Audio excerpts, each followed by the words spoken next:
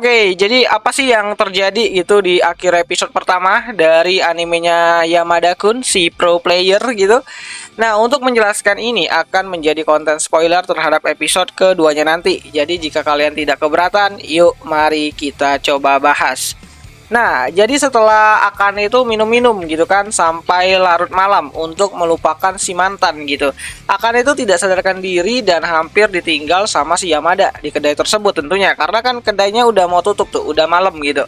Dan karena Yamada tuh tidak tahu nih di mana rumahnya si Akane, maka ia membawa Akane untuk ke rumahnya ya bermalam lah gitu kan biar nanti paginya si Akane ini tuh bisa pulang gitu. Ya, jadi tidak ada adegan sus apalagi adegan yang aneh-aneh di episode pertamanya ataupun nanti di episode keduanya itu sendiri. Jadi hanya ada kesalahpahaman antara mbak-mbak kuliah ini sama si Yamada gitu kan. Bahkan Yamada juga dengan baik hati tuh mencuci bajunya si Akane yang bekas muntahan tuh kena gitu kan di bajunya gitu. Jadi dicuci lah sama si Yamada itu sendiri gitu kan karena si Akane itu terlalu banyak minum sampai dia tuh lupa diri gitu.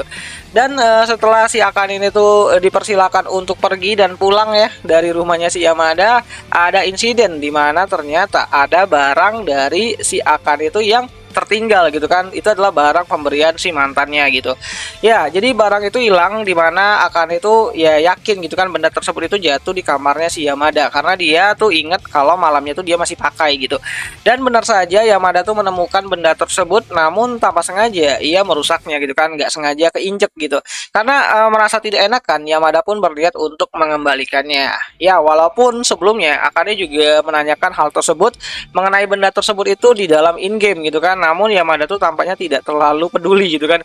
Atau lebih tepatnya itu belum menemukan benda tersebut dan saat ditemukan ya Yamada tuh ingin mengembalikan gitu kan barang tersebut gitu. Nah, balik lagi ke usahanya si Yamada untuk bisa mengembalikan benda tersebut, yang mana Yamada tuh selalu berada di stasiun kereta, berharap bisa bertemu dengan si Akane di sana karena menurut keterangan terakhir Akane bahwa rumah mereka itu ya satu arah atau berdekatan lah gitu kan. Dan saat mereka bertemu kembali ya, si Yamada ini tuh ternyata tuh lagi pakai pakaian sekolahnya atau pakaian SMA-nya. Ya, Yamada tuh masih anak sekolahan gitu kan. Dan di saat yang bersamaan juga Yamada tuh juga sedang ditembak nih sama salah satu siswi yang tidak diketahui gitu kan. Ya mungkin Yamada tahu tapi kita nggak tahu gitu kan siapa itu NPC gitu kan. Dan tentu aja diabaikan gitu kan. Dan melihat hal tersebut Akane itu cukup kesal lah gitu kan, lalu pergi meninggalkan si Yamada. Ya tentu aja Yamada tuh udah ngebalikin itu barangnya walaupun barangnya itu rusak gitu. Dan saat itu juga ada hujan yang datang gitu kan mengguyur si Akane, dan disinilah Yamada tuh memberikan atau meminjamkan payung kepada si Akane agar tidak kebasahan gitu.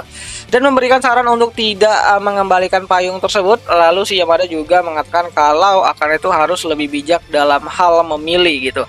Ini tuh merujuk kepada in-game-nya dimana tuh si Akane itu suka yang namanya itu yang ngambil-ngambilin item yang tidak perlu dan menumpuk di guild tempat mereka tuh main gitu kan, karena kan si Yamada sama si Akane itu satu guild gitu.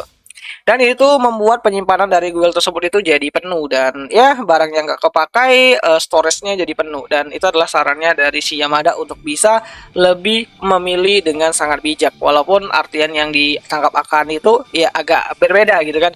So jadi kira-kira seperti itulah alur cerita yang mungkin akan terjadi nanti di episode keduanya gitu kan. Dan ini tuh sebenarnya tuh romcom yang cukup ringan banget, bukan romcom banget sih sebenarnya sih, ada bumbu-bumbu dramanya lah juga kan, tapi kita lihat saja nanti ada komedinya juga. Dan ya anime dari Yamada-kun ini tuh adalah salah satu anime romance ringan yang mungkin menurutku tuh bisa kalian nikmatin di saat-saat weekend gitu kan, terlepas dari memang tayangnya juga di hari Sabtu malam minggu gitu.